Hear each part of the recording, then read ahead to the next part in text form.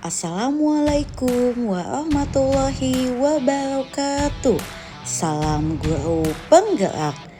Perkenalkan, saya Santi Yulianti, calon guru penggerak angkatan 10 dengan fasilitator Bapak Majimun dan pengajar praktik Ibu Eltita Sumia Sandra Tayana akan menampilkan aksi nyata modul 1.4 diseminasi budaya positif.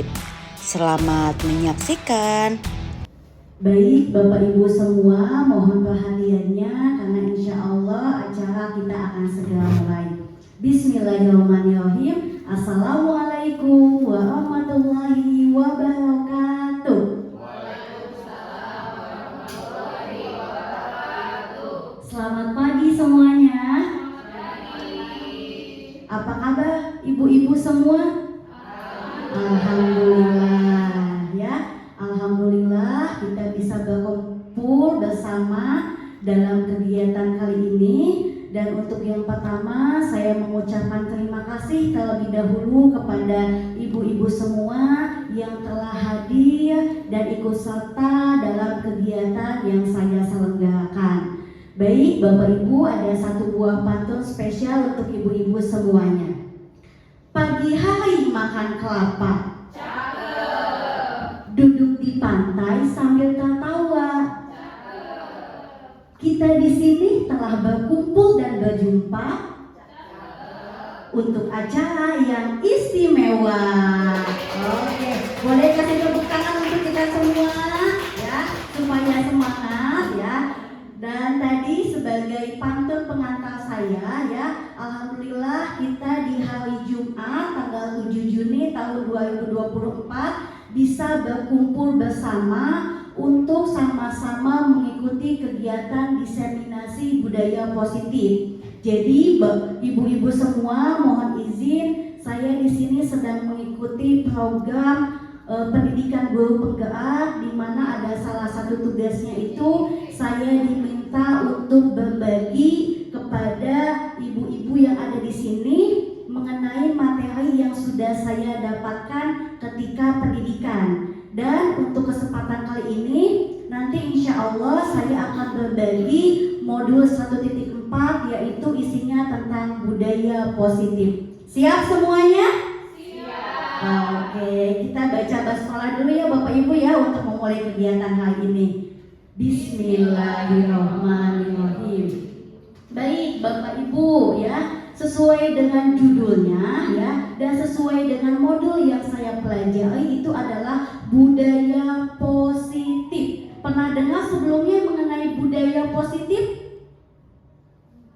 Mungkin ketika pengisian PMM atau misalnya ketika ada pelatihan lain, pernah dengar Bapak Ibu? Pernah? Oke ya. Nah kalau misalnya yang pernah, alhamdulillah. Tapi bagi yang belum ya, gak apa-apa. Nanti kita di sini bisa sama-sama untuk belajar ya. Nah namun sebelum kita akan mengupas lebih dalam tentang budaya positif ya, di sini saya mohon kesediaan kepada ibu-ibu semua untuk mengisi pretest terlebih dahulu supaya kita bisa mengetahui kemampuan awal kita ya. Untuk linknya saya sudah bagikan juga di grup kedinasan. Silakan Bapak Ibu mengaksesnya dan saya di sini coba akan berikan waktu kepada Bapak Ibu sekitar 3 menit untuk mengaksesnya. Bapak Ibu ya, mohon maaf ibu-ibu ya, tidak ada bapak-bapak. Nanti akan ada 10 pertanyaan di pretest tersebut. Silakan dijawab ya sesuai dengan pengetahuan Bapak Ibu saja ya. Apabila ada yang mengalami kesulitan, boleh Bapak Ibu ya konfirmasi. Nah, nanti ketika Bapak Ibu sudah melakukan pengisian pretest, di situ juga akan ada skor yang muncul ya Bapak Ibu. Nggak apa-apa, itu sebagai panduan saja. Nanti kita lihat apakah setelah diseminasi ini itu ya ada perubahan atau tidak begitu. Kalau misalnya tidak, itu kan berarti bahan evaluasi untuk saya ke depannya. Yang di belakang sini bisa diakses? Bisa. Oke, silakan Bapak Ibu 3 menit ya.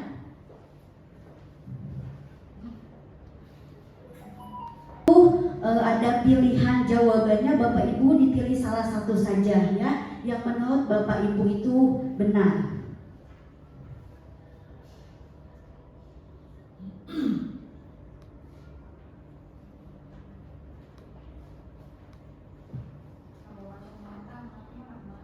Ya nggak apa-apa Bu Yani.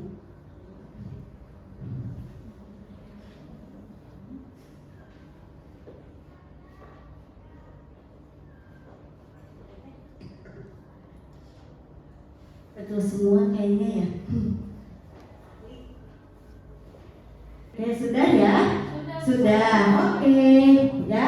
Alhamdulillah ya, kita sudah melaksanakan pretest ya. Itu sebagai tadi nanti datanya sebagai data untuk saya gitu ya, untuk nanti melihat apakah setelah nanti kita belajar bersama apakah ada misalnya kenaikan atau tidak. Itu kalau misalnya tidak ada kenaikan berarti mungkin ada yang salah di dalam diri saya begitu ya dalam penyampaiannya.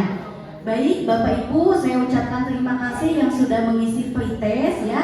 Selanjutnya kita akan masuk kepada tayangan yang selanjutnya. Oke. Bapak Ibu, sesuai dengan tadi kegiatan kita ya, kita akan membahas tentang budaya positif ya. Tadi saya tanya, siapa yang sudah mendengar tentang budaya positif?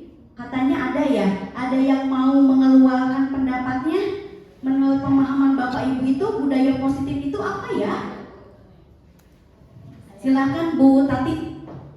Yang saya tahu budaya positif itu adalah kebiasaan-kebiasaan yang ada di sekolah yang berkonotasi positif, misalnya sapa, salam dan sebagainya. Itu. Terima kasih Bu Tati. Boleh dong kasih tepuk tangan terlebih dahulu untuk Bu Tati. Yang lain ada yang mau menambahkan? Sepakat? Sepakat ya. Saya pun sepakat dengan Bu Tati ya. Jadi intinya untuk budaya positif itu lebih kepada kebiasaan-kebiasaan ya yang biasanya ada di sekolah, yang dimana kebiasaan itu adalah mengembangkan nilai ataupun karakter dari peserta didik gitu ya. Jadi biasanya kalau budaya positif itu kaitannya itu lebih kepada nilai gitu ya, bukan pengetahuan ataupun keterampilan seperti itu. Selanjutnya Bapak Ibu ya, ada pertanyaan yang kedua. Mengapa di sekolah harus ada budaya positif Bapak Ibu? Ada yang bisa memberikan pendapatnya? Kenapa ya di sekolah?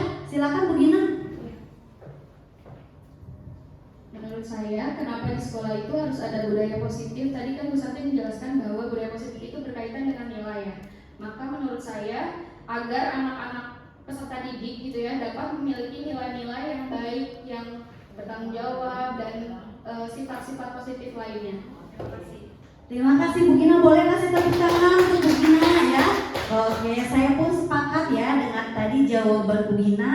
Namun di sini saya tambahkan sedikit ya. Di sini kita kuatkan dengan pemikiran Ki Hajar Dewantara ya. Nah, kenapa sih di sekolah itu masih ada budaya positif? Kan bisa saja sekolah hanya mengembangkan pengetahuan saja ya Bapak Ibu ya.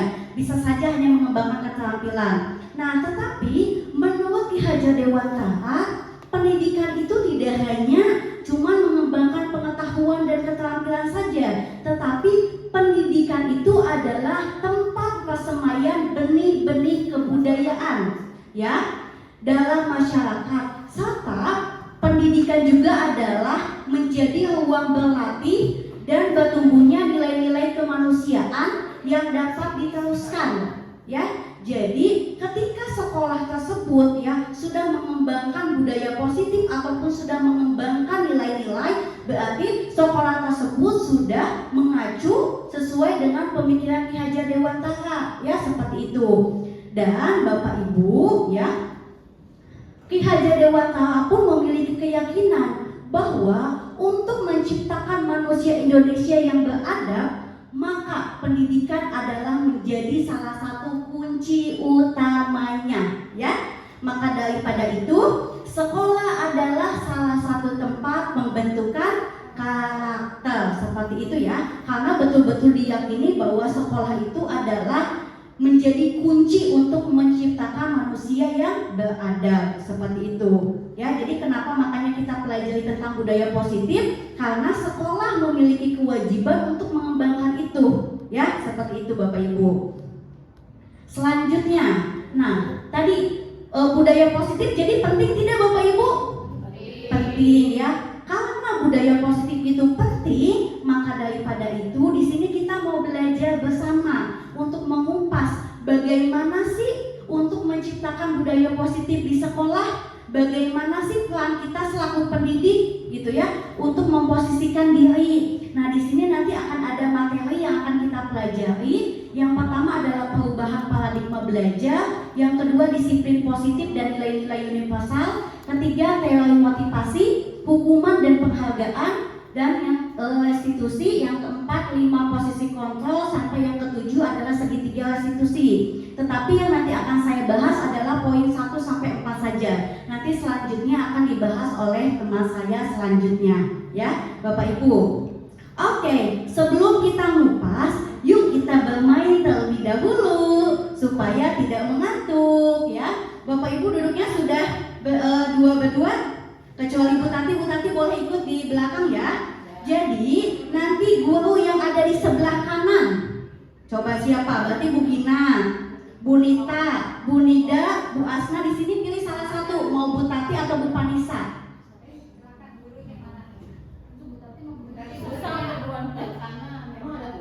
Ada guru sebelah kanan. Yang mana? Bu Tati.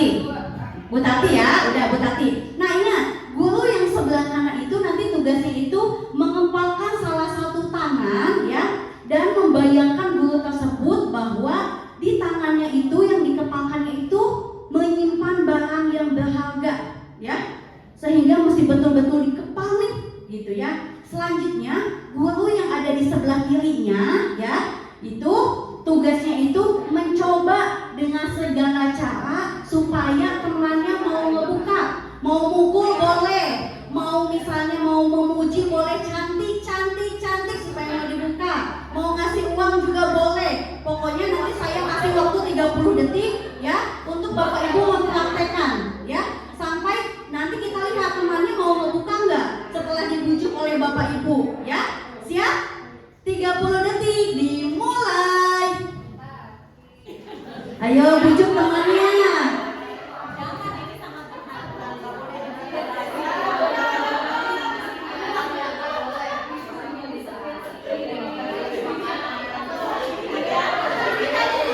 Ingat ya, 30 menit. Ayo bujuk lagi. 30 detik, mohon maaf. Ayo 10 detik lagi. Oke. 10, 9, 8, 7, 6, 5, 4, 3, 2, 1. Selesai. Oke. Selanjutnya saya mau ya menanyakan, adakah yang dibuka boleh angkat tangan? Oh, yang dibuka yang ini. Selebihnya tidak ya? Oh, belum. Saya mau tanya dulu ke yang dibuka. Alasan kenapa dibuka? Karena tergiur dengan apa yang diberikan oleh yang menyuruh saya membuka tangan. Oke. Siap ya, tergiur sama Bu Haji kayaknya tadi. Selanjutnya siapa lagi Bapak Ibu? Bu Tati boleh kasih kenapa tidak dibuka? Karena rayuannya kurang enak. Rayunya ada Fiza udah punya HP, nggak mungkin dong dia nggak mungkin kasih HP.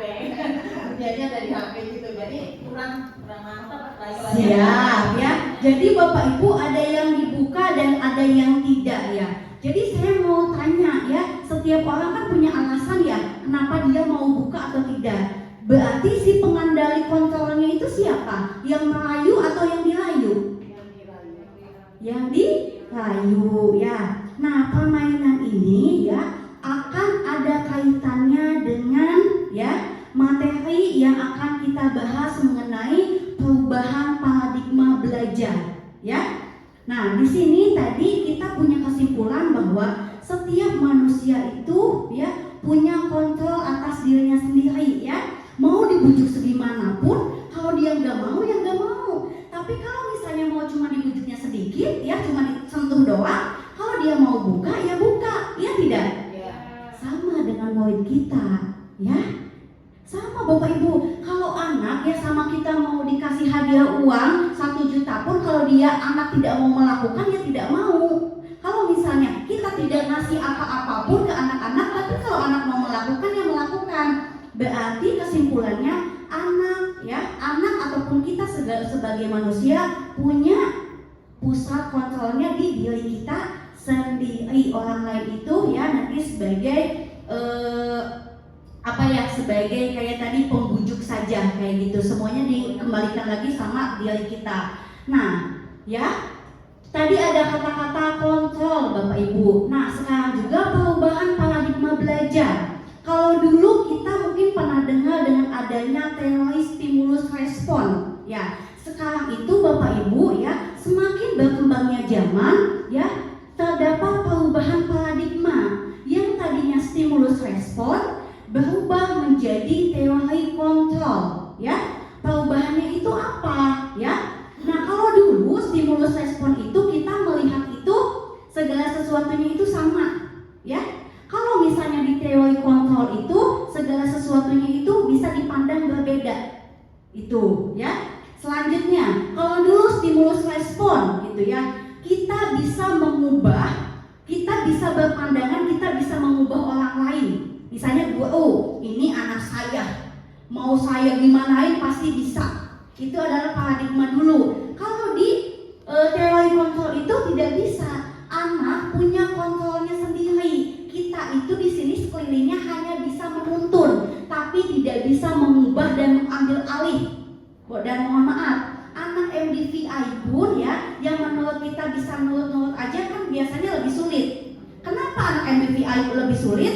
Karena dia juga punya kontrol terhadap dirinya sendiri. Ayah, kalau nggak mau ya nggak mau.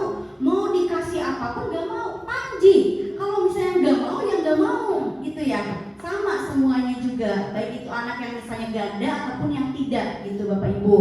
Lalu, ya tadi tuh orang lain bisa mengontrol, ya. Lalu kalau di teori kontrol itu hanya diri kita yang bisa mengontrolnya. Seperti itu Bapak Ibu, intinya ya perubahan paradigmanya, ya. Nanti boleh tanya nggak? Boleh Bu Tati. Jadi kalau misalnya kita kan berusaha membuat media, Iya. macam ya, menciptakan strategi itu, jadi tidak berguna ya untuk mengontrol siswa.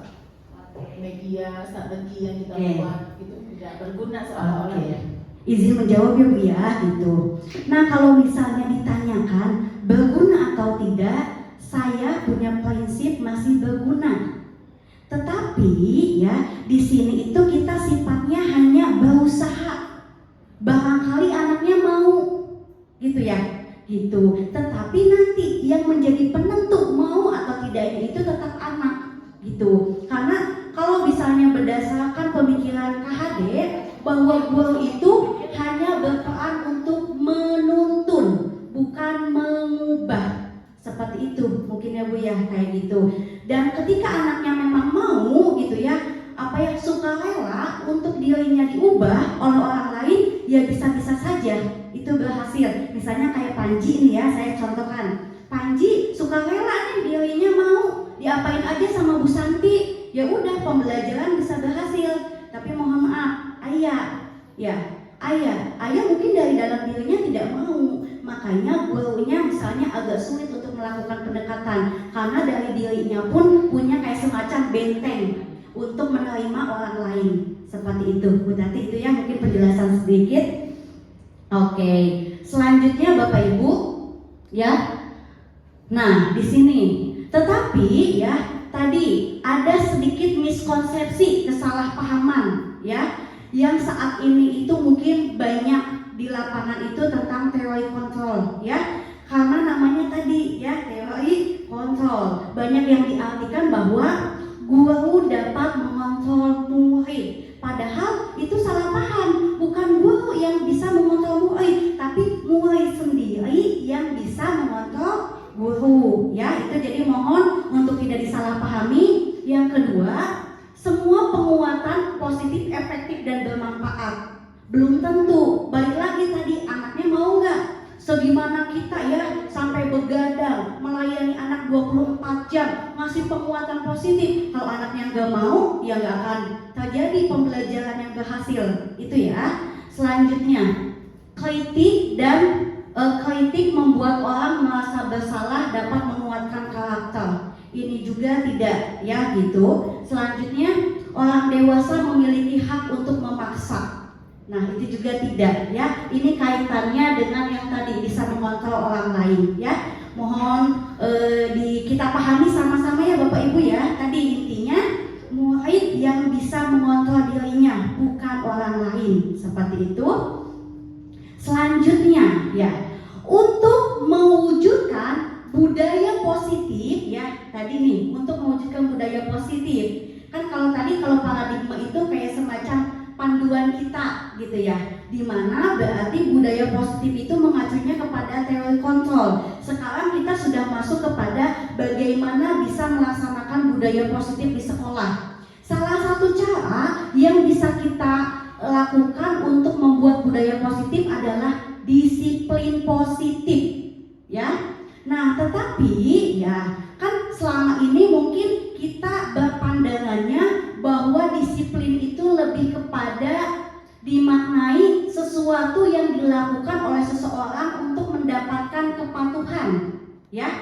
Disiplin yang mungkin lebih banyak dimaknainya seperti itu, dan lebih banyak menghubungkan disiplin itu dengan sebuah ketidaknyamanan dan sebuah hukuman. Ya, misalnya tata tertib itu kan banyak dikaitkannya dengan disiplin, ya. Nah, tetapi Bapak Ibu, ya, disiplin di sini, ya, disiplin positif dalam budaya positif itu bukan disiplin yang menuntut kepatuhan, tetapi lebih kepada disiplin yang dimaksud adalah disiplin diri, ya, yang memiliki motivasi internal, ya. Jadi nanti disiplin diri itu bagaimana cara si anak itu bisa mengontrol dirinya sendiri, ya. Maknanya bagaimana cara kita atau manusia di sini, bagaimana cara manusia bisa mengontrol dirinya sendiri dan bagaimana bisa menguasai dirinya untuk bisa memilih tindakan yang mengacu pada nilai-nilai. Begitu. Jadi makna disiplinnya beda, ya. Intinya makna disiplin di sini adalah kita bisa mengontrol diri kita sendiri, kita bisa menguasai diri sendiri sehingga kita bisa menentukan untuk membawa tubuh kita, membawa badan kita ke arah penerapan nilai-nilai yang kita yakini. Itu ya. Itu makanya ada kaitannya dengan motivasi internal. Kalau misalnya kita mengatur diri kita, berarti itu kan motivasinya dari kita. Nah, disiplin positif dan disiplin diri ini berarti tadi kita sebagai pendidik, ya, sebagai pendidik itu nanti berusaha bagaimana caranya untuk mewujudkan supaya si anak memiliki motivasi internal, ya, untuk bisa nantinya anak itu bisa menguasai dirinya. Dan ketika sudah dikuasai, bisa mengarahkannya ke arah yang positif seperti itu, ya. Jadi makna disiplinnya. Nah, lalu di sini ada kata embel-embel disiplin positif. Nah, disiplin positifnya itu suatu cara penerapan tadi untuk menciptakan murid yang memiliki disiplin diri sehingga mereka bisa berperilaku mengacu kepada nilai-nilai kebajikan universal, ya. Seperti itu Bapak Ibu. Selanjutnya, nah, tadi disiplin positif dikaitkan dengan nilai-nilai universal. Nilai-nilai universal itu apa sih? Nilai universal itu adalah, ya, sifat-sifat positif manusia yang merupakan tujuan yang mulia yang ingin dicapai oleh individu. Ya, intinya mah nilai-nilai positif yang ingin kita capai.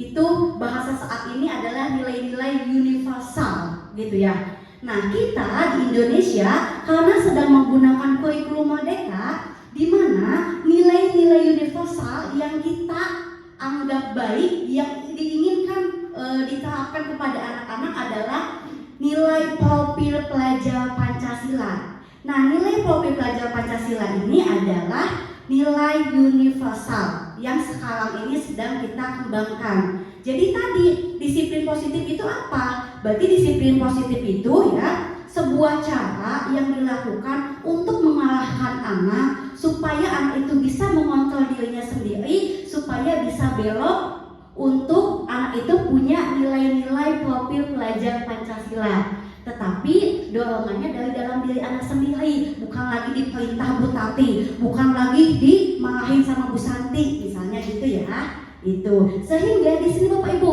sebagai pendidik, tujuan kita adalah menciptakan anak-anak yang memiliki disiplin diri sehingga mereka bisa berperilaku mengacu kepada nilai-nilai universal, ya itu.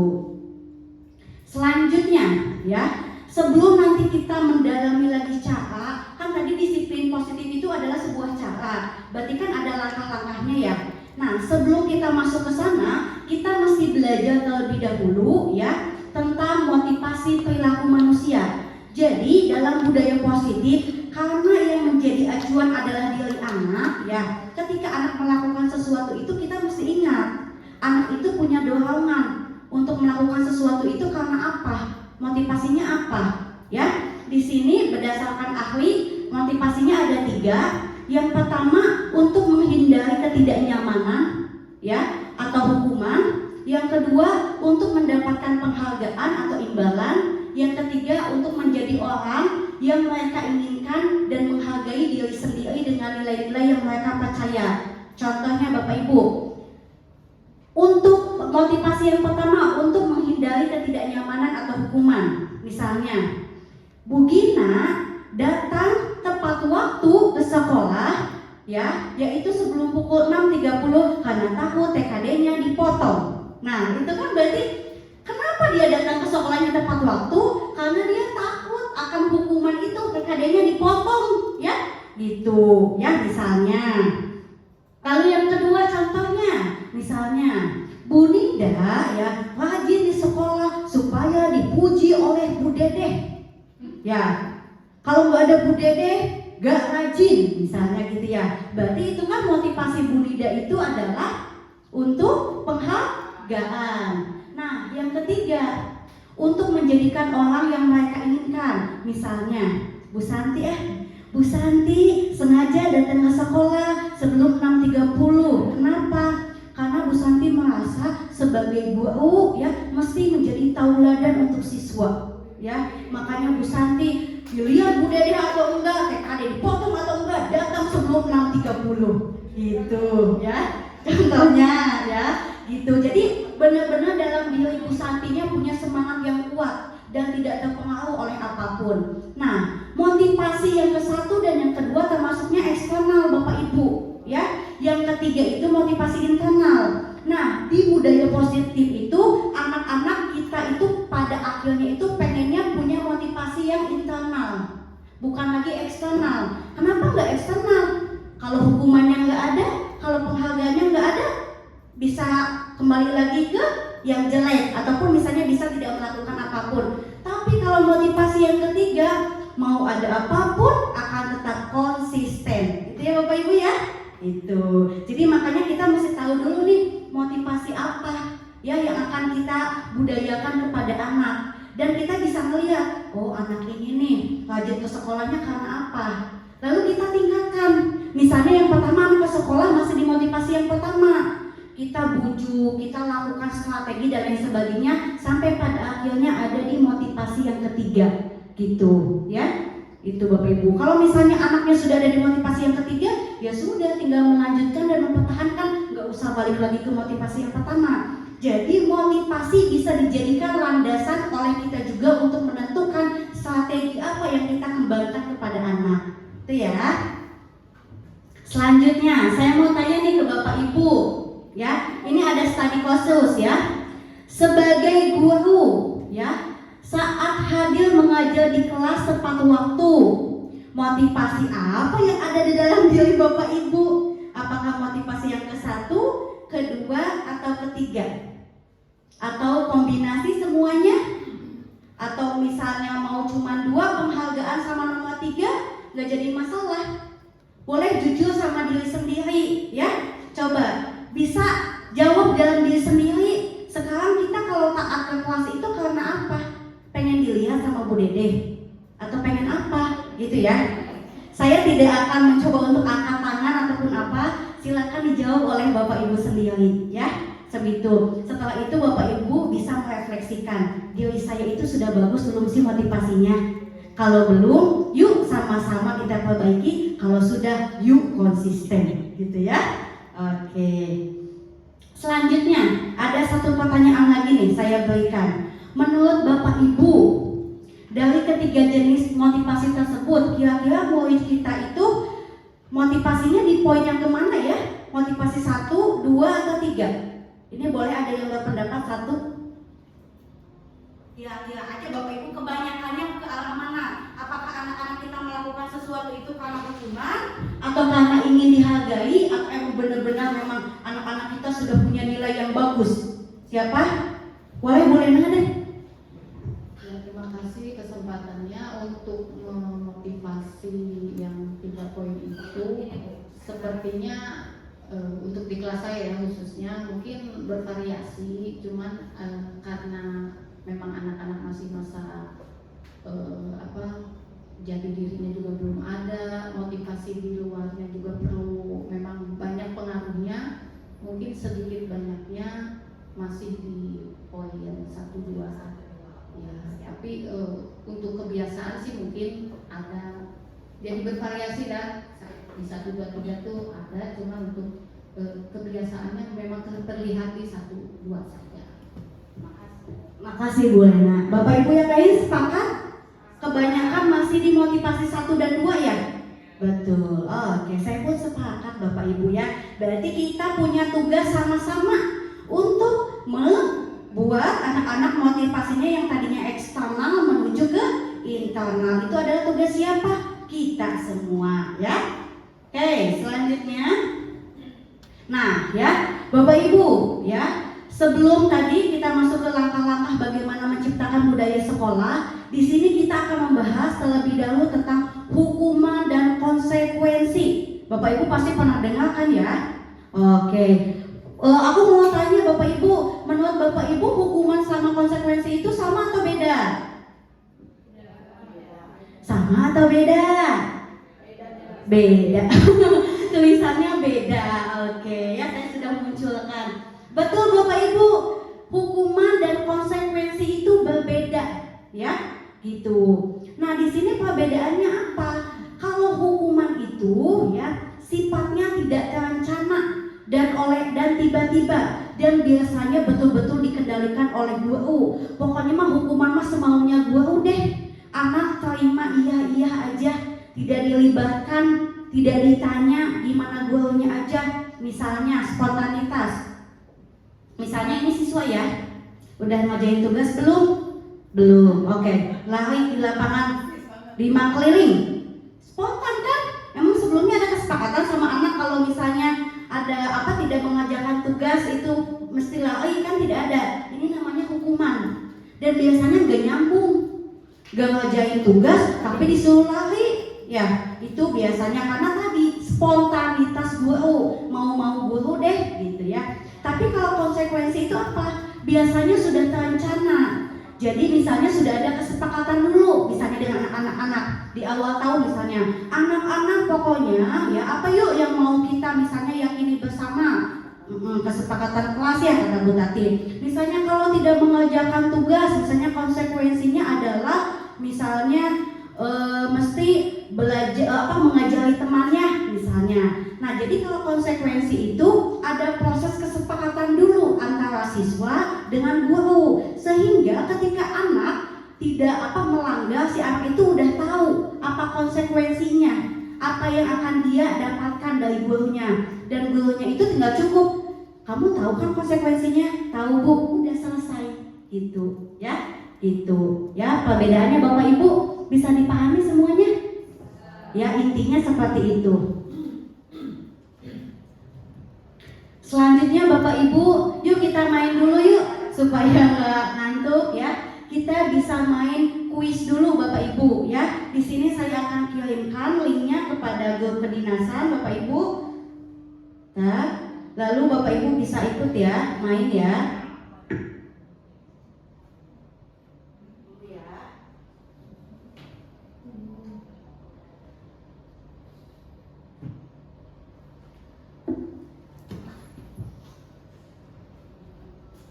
Oke, silakan Bapak Ibu diakses kuisisnya ya. Ada, Gina udah masuk, Bu Anisha sudah masuk, Bu Nida sudah masuk. Biasa kendala teknis. Yuk, itu foto. Ya udah nanti jadi kali. Oke, 7 ada lagi yang mau berpartisipasi? Ya, nggak apa-apa, nanti Bu Yani ikut yang selanjutnya ya. Bu Yani, come on. Oke, iya. Bu Yani nyusul ya. Saya mulai dulu ya Bapak Ibu. Nanti boleh itu di Mulai di stylenya, siap-siap Bapak Ibu ya. 5, 4, 3, 2, 1 ya, go.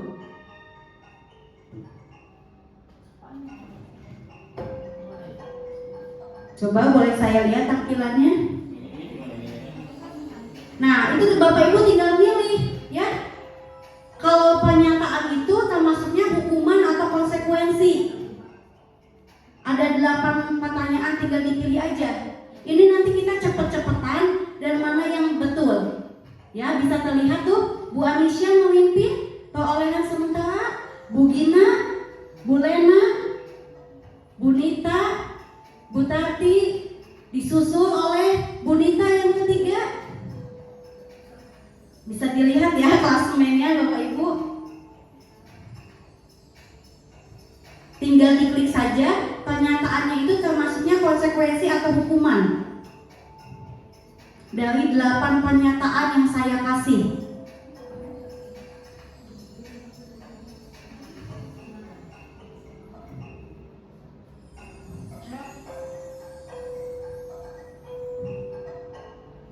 Oke, saya kasih waktu 1 menit lagi ya. Bu Nida mulai menyusul. Nah, kalau merah itu berarti ada yang salah jawabannya. Ayo Bu Nida mulai menyusul. Bu Nita juga mulai menyusul. Masih belum tertandingin Ibu Anisha. Oke, 30 detik lagi. Nanti kalau sudah 30 detik kita akan selesaikan ya. Nanti kita akan tahu siapa pemenangnya yang akan naik podium. 10, 9, 8, 7, 6, 5, 4, 3, 2, 1. Oke, siapakah pemenangnya?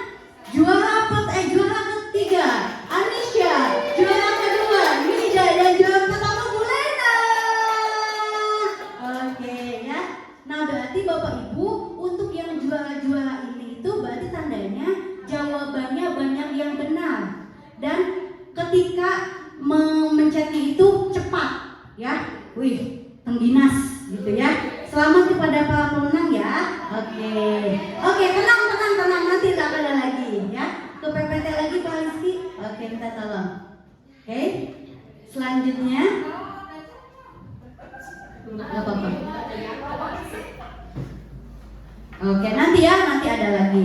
Oke, selanjutnya. Mudah-mudahan kuis tadi bisa merangsang Bapak Ibu ya, supaya tadi walaupun misalnya bacanya itu terburu-buru, tetapi lebih bisa memahami mana yang termasuk hukuman dan mana yang termasuk konsekuensi ya Bapak Ibu. Oke. Selanjutnya ya, tadi kan kita mau bahasnya tentang mungkin yang selama ini kita pandang negatif ya, hukuman konsekuensi. Kita akan membahas tentang yang menurut kita selama ini positif, yaitu penghargaan. Nah, untuk penghargaan ini, apakah di budaya positif itu tetap masih punya embel-embel positif atau malah negatif? Ya, kira-kira positif atau negatif? Tergantung ya. Oke, kita akan bahas ya, ibu-ibu semua. Penghargaan. Kalau di budaya positif itu ya, dengan kita ya bertindak memberikan penghargaan, nilainya sama dengan kita memberikan hukuman. Ya. Sekali lagi, penghargaan di budaya positif nilainya sama dengan kita memberikan hukuman. Ya. Nilainya itu sama gitu, ya. Jadi kan kalau misalnya dulu kita memandangnya penghargaan itu lebih atas ya. Kalau di budaya positif itu sama, nilainya itu sama gitu, ya.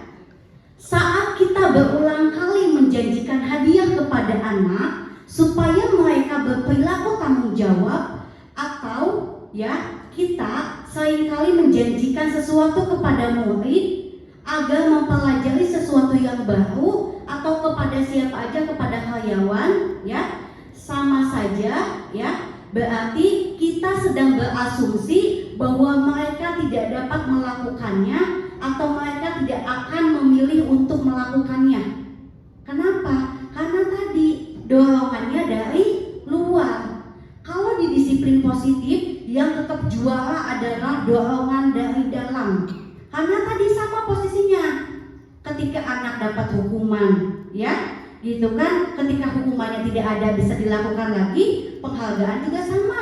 Ketika penghargaan yang nggak dikasih, bisa melakukan lagi yang jelek, gitu. Makanya sama konotasinya, gitu ya, gitu. Dan kayak semacam kita nggak percaya loh bahwa anak bisa melakukannya sampai masih dikasih embel-embel. Kalau di budaya positif seperti itu konsepnya ya, gitu. Nah, lalu apakah sesuai dengan kita ya, dengan SLB gitu ya? Apalagi misalnya kepada anak-anak yang mungkin pemikirannya belum sampai sana. Maaf ya, saya contohin lagi kelas saya aja ya, gitu, yang paling dekat, Panji ya. Tadi kan kalau misalnya benar-benar dia disiplin positif itu mesti punya pemikiran, mesti sampai memunculkan di dalam dirinya, mengontrolkan bisa mengontrol dirinya. Apakah Panji bisa sampai arah sana? Gitu kan? Nah, itu mungkin nanti akan ada, bukan pengecualian ya, mungkin penyesuaian dengan kondisi anaknya. Ketika memang misalnya kita belum bisa memasukkan motivasi internal kepada anak, ya nggak apa-apa, eksternal juga, daripada nggak sama sekali. Kalau misalnya kayak ke Panji, mohon maaf ya, Ayah, Pahu, seperti itu. Karena kan mereka juga dalam pemahamannya berbeda. Kecuali kalau kita ngelakuin itu kepada Dehan, diusahakan tidak ya, gitu. Tetapi kalau misalnya Panji dan sebagainya kan biasanya takut dulu ya. Ketika dia takut, apapun yang dikatakan gurunya pasti dilakukan. Ketika Panji sudah nyaman, apapun yang diminta gurunya dilakukan itu ya. Jadi tadi mungkin ada penyesuaian lagi. Siapakah anak yang kita hadapi? Seperti itu ya Bapak Ibu. Nah, kenapa tadi penghargaan juga nilainya itu sama dengan memberikan hukuman? Karena ternyata si penghargaan itu membawa dampak yang tidak baik juga. Apa dampaknya? Satu, penghargaan bisa merusak hubungan. Contohnya di kelas Bu Gina kan, mohon maaf ya, intelektualnya itu mungkin bagus gitu. Ketika misalnya Salma terus nih yang dapat penghargaannya, bisa misalnya Zahra iri, Falicia iri gitu ya. Ketika misalnya anak itu memang punya motivasinya itu karena penghargaan, ketika tidak akan mendapatkannya kan pasti kecewa. Yang dijauhi itu bukan bukan Bu Gina, tapi Salma. Kenapa sih Sal, kamu terus yang dapat hadiah? Udahlah, nggak usah ditemenin, merusak hubungan kan? Itu karena tadi motivasinya penghargaan. Kedua, penghargaan mengurangi ketepatan. Ada kalanya anak terlalu asumsi pengen dapat bintang 5 sehingga mengerjakannya asal-asalan gitu ya maksudnya. Karena emang motivasinya itu lebih ke sana. Gimana caranya saya mesti cepat? Gimana caranya saya mesti mendapatkan penghargaan? Akhirnya tidak teliti. Ya. Selanjutnya, penghargaan menurunkan kualitas yang tadi. Karena ketidaktepatan itu ya, karena motivasinya bukan pengen bisa, akhirnya yang dikejar itu hanya hadiahnya, bukan ilmunya. Itu ya, ada kalanya seperti itu. Makanya penelitiannya ini. Selanjutnya, penghargaan mematikan kreativitas. Ini berdasarkan penelitian, katanya biasanya orang-orang seni kalau dikasih penghargaan malah jelek kreativitasnya gitu. Misalnya nih pelukis, ketika misalnya embel-embelnya penghargaan, malah melukisnya katanya malah tidak bagus dibandingkan dia memang pengen melukis sendiri, katanya seperti itu. Selanjutnya, penghargaan itu tidak efektif yang tadi, karena bisa memunculkan anak melakukan lagi karena motivasinya eksternal. Selanjutnya, nah ini Bapak Ibu, inilah cara yang kita pakai untuk mewujudkan disiplin positif dan budaya positif di sekolah. Caranya menggunakan apa? Namanya restitusi. Ya, pernah dengar? Belum ya? Restitusi itu adalah sebuah proses kolaboratif. Ya, kolaboratif itu berarti misalnya antara guru dan anak, di mana si gurunya itu mengajarkan kepada anak untuk bisa mencari solusi dari masalahnya sendiri, ya, dan membantu murid supaya berpikir tentang apa yang mereka inginkan ke depannya, ya, untuk mencapai tadi nilai-nilai universal. Jadi intinya, ketika misalnya ya ada anak di sekolah, kan tadi budaya positif itu mengembangkan nilai-nilai yang baik. Ketika misalnya di sekolah itu ada anak yang bermasalah, nah yang dilakukannya itu ya lebih kepada mengajak diskusi kepada anak, gitu ya. Misalnya, oh kamu melakukan kesalahan ya, oke, nggak apa-apa, manusia nggak ada yang sempurna, misalnya kayak gitu ya.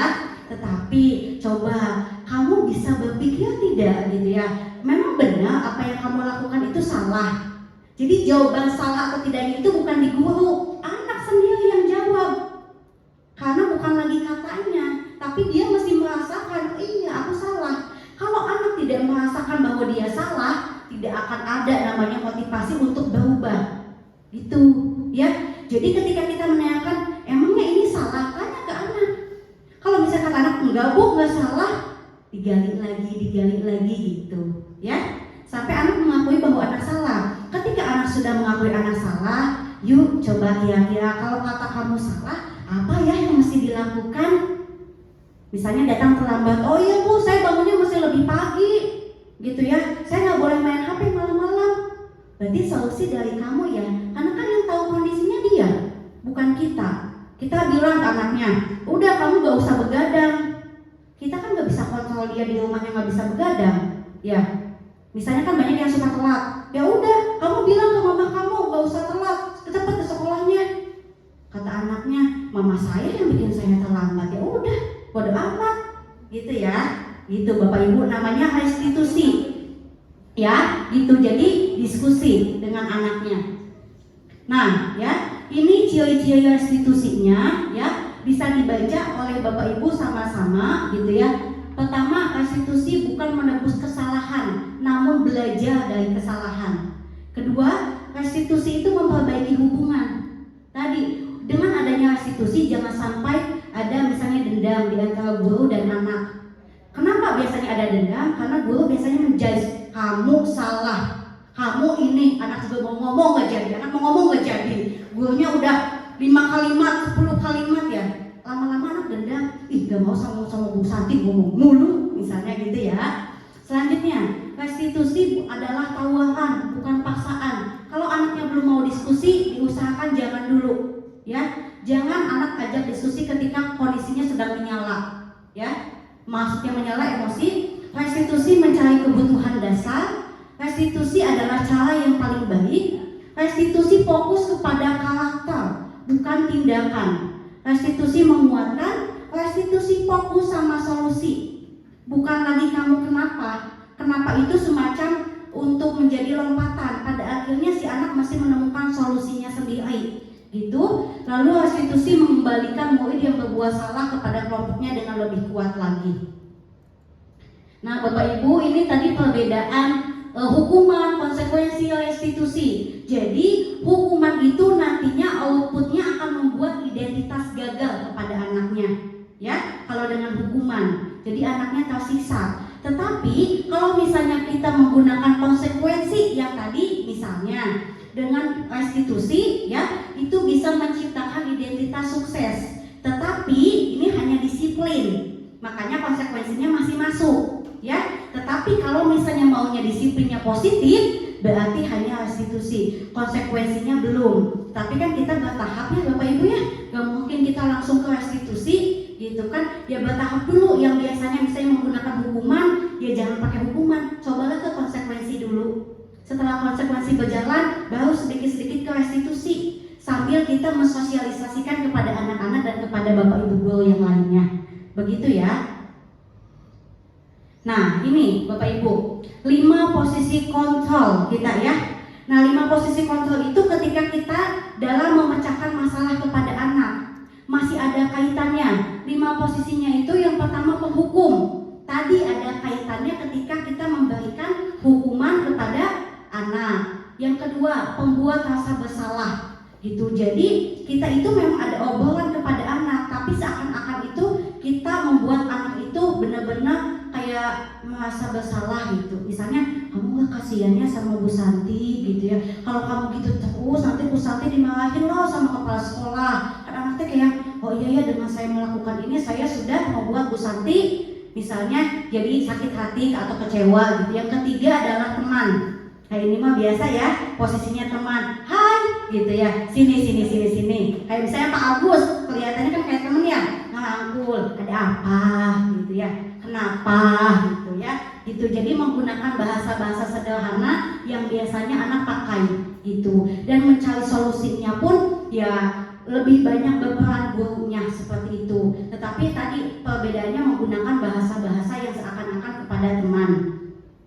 Posisi pemantau itu adalah yang tadi menggunakan konsekuensi ya. Jadi ada kesepakatan dulu nih yang dibuat oleh anaknya gitu ya, oleh anaknya dan oleh gurunya seperti itu. Jadi nanti kalau misalnya kita menghukum gitu ya, udah tahu kan aturannya apa, udah tahu kan kamu melanggarnya apa, konsekuensinya apa, langsung gitu loh. Itu. Jadi tanpa ada lagi proses diskusi untuk menggali kenapa anak seperti itu, langsung lebih menyolotinya kepada ya kamu kalau mau melakukan itu berarti ada konsekuensinya gitu kan kalau pemantau itu. Jadi tidak menggali sejauh mana penyebabnya itu apa sama solusinya karena sudah ada. Kalau manajer ini nih, manajer inilah yang melaksanakan restitusi ya. Itu tadi yang berdiskusi dengan muridnya ketika ada masalah. Coba sebaiknya kita ada di posisi mana Bapak Ibu? Manajer ya. Oke. Kalau waktu instruktur saya berkata ya, posisi yang paling baik adalah manajer ya. Tetapi karena kita masih belajar ya sebagai guru, ya nggak apa-apa. Minimal kita ada di pemantau. Untuk yang penghukum, pembuat rasa bersalah teman, itu sebaiknya dihindari karena dampaknya akan semakin banyak ya. Itu Bapak Ibu ya. Oke. Nah ini ada salah satu contoh Bapak Ibu ya, video.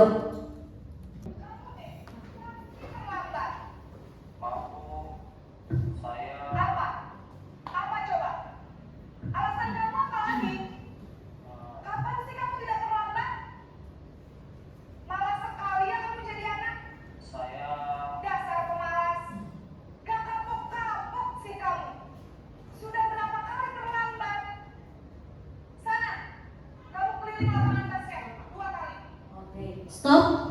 Nah itu Bapak Ibu ini kira-kira posisinya apa tadi? Penghukum. Itu contohnya ya. Lalu saya kasih contoh lagi yang lain. Oke, ini yang ke samping. Oke. Ini posisi pembuat merasa bersalah. Contohnya seperti ini Bapak Ibu. Ini sengaja kasusnya sama ya, terlambat sekolah, supaya kita lebih bisa membedakan mana yang teman, pembuat salah dan lainnya.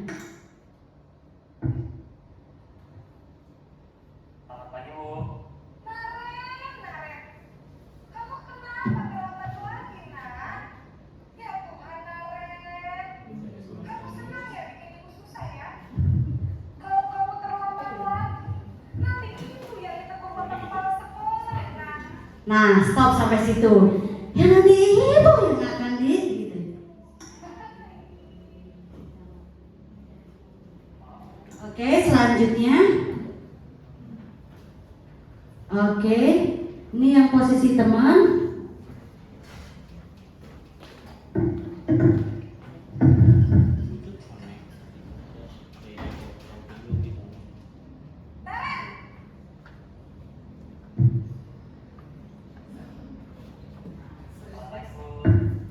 Wah, sudah jam berapa ini, Nak?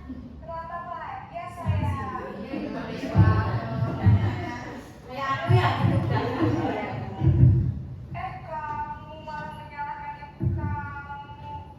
Kamu bukannya anak yang paling kejam. Kok terlambat sih? Nah, seperti itu ya Bapak Ibu ya. Jadi kurang lebih seperti itu bahasanya ya yang digunakan. Kalau ini yang tadi, yang pemantau, yang menggunakan konsekuensi.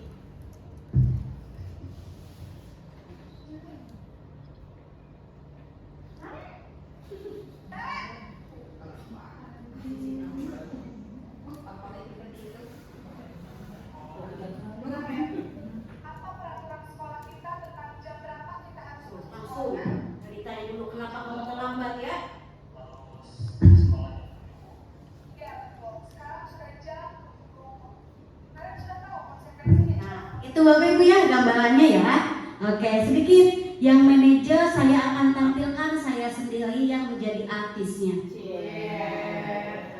Sama kasusnya terlambat.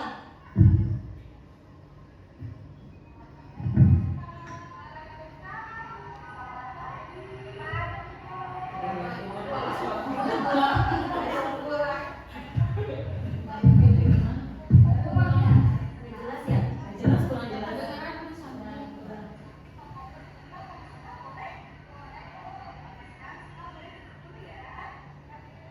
Tapi kalau banget ya gaulnya.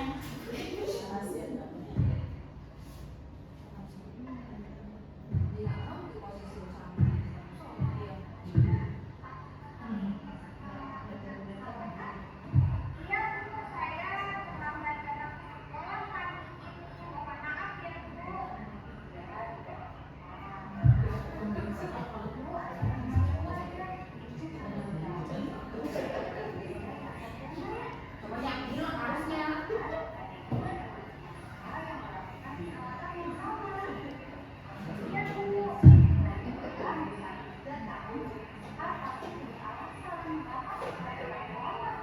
Nah, jadi gurunya nanya alasannya.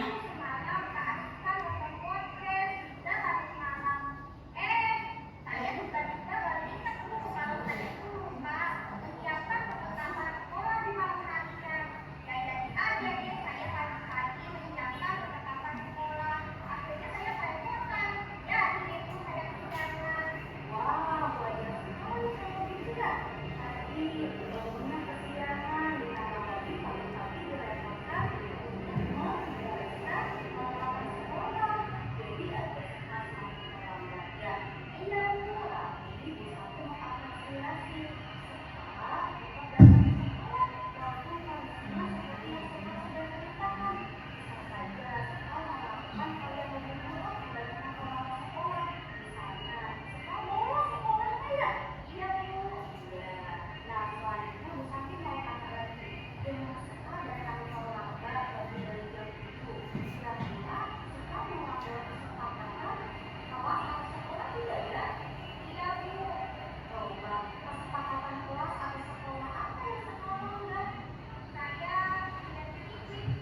Jadi kalau restitusi itu dikaitkan juga dengan nilai-nilai yang tadi yang kita yakini. Ketika anak berbuat salah, coba nilai apa sih yang kamu langgar? Ditanyanya seperti itu. Lalu kalau misalnya kita mau jadi anak yang punya rasa disiplin, apa yang harus kita lakukan? Yang harus saya lakukan adalah yang pertama, saya tidak boleh tidur terlalu malam. Lalu saya harus menyiapkan perlengkapan untuk sekolah di malam hari biar paginya saya tidak terlambat. Oke, gitu ya Bapak Ibu ya. Gambarannya ya untuk restitusi. Jadi intinya tadi satu, kita diskusi ya, kita diskusi.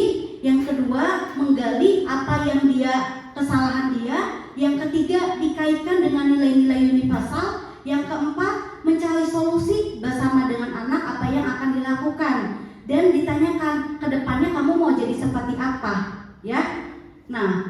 ketika misalnya semuanya itu sudah selesai, kita dengarkan habis ini testimoni, sudah Bapak Ibu, perasaan anak ketika anak diperlakukan seperti itu.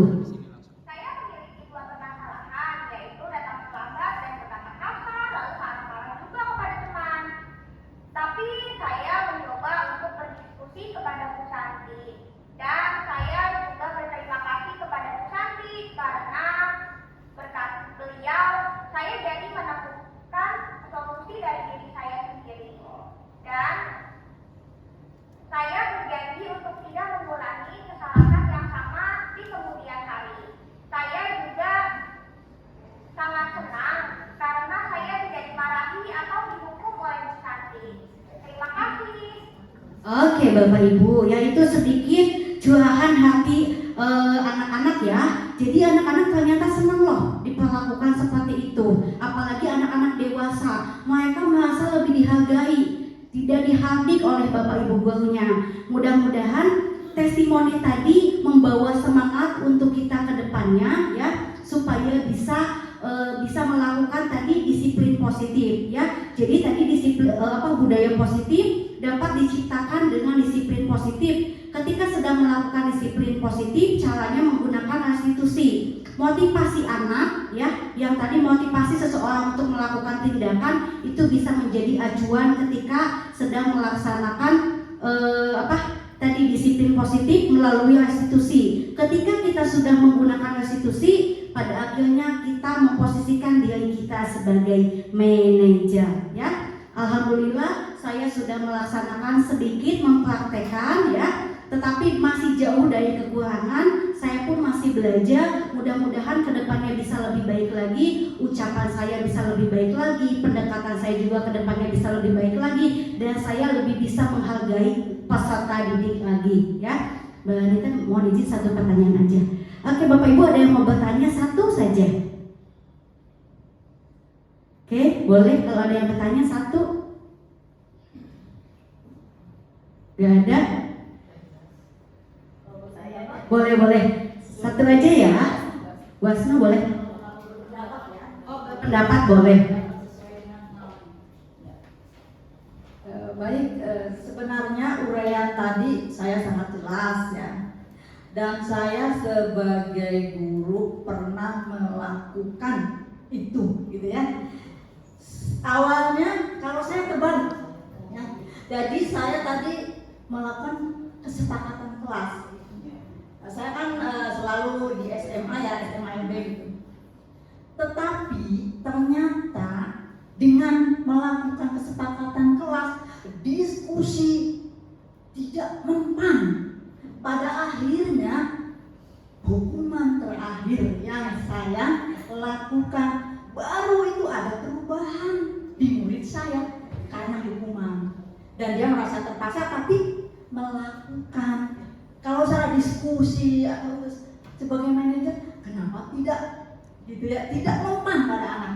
Pada akhirnya saya akhirnya melakukan tadi hukuman. Itu pengalaman ya bisa ya. Oke. Terima kasih Bu Asma sedikit menyingkapi. Sebetulnya ini yang dibahas juga Bu sama kita ya ketika pendidikan. Memang karena kan mungkin ini juga belum diketahui oleh semuanya gitu ya, dan kita masih menggunakan cara-cara yang dulu, menggunakan hukuman kalau nggak konsekuensi, sehingga pada akhirnya anak terbiasa ya. Anak terbiasa, anak takut ketika ada embel-embel hukuman dan lain sebagainya. Begitu.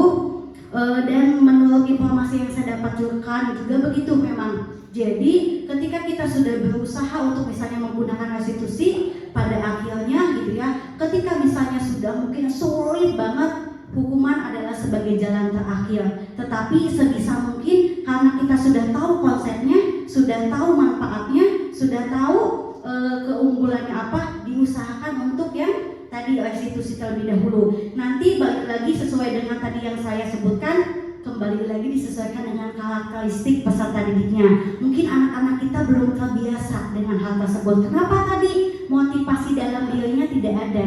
Tugaslah kita sama-sama untuk membangun motivasi internal tersebut supaya mereka tetap bisa hidup di masyarakat. Itu saja. Terima kasih Bu Asma atas pendapatnya, dan itu juga yang kami alami semuanya. Betul sekali kata Bu Asna ya.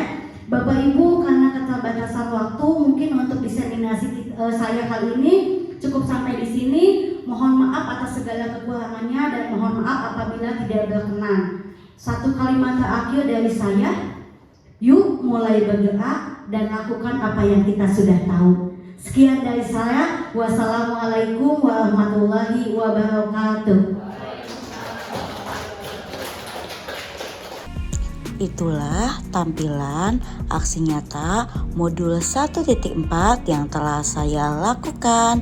Terima kasih. Salam tergerak, bergerak dan menggerakkan untuk perubahan yang lebih baik. Wassalamualaikum warahmatullahi wabarakatuh.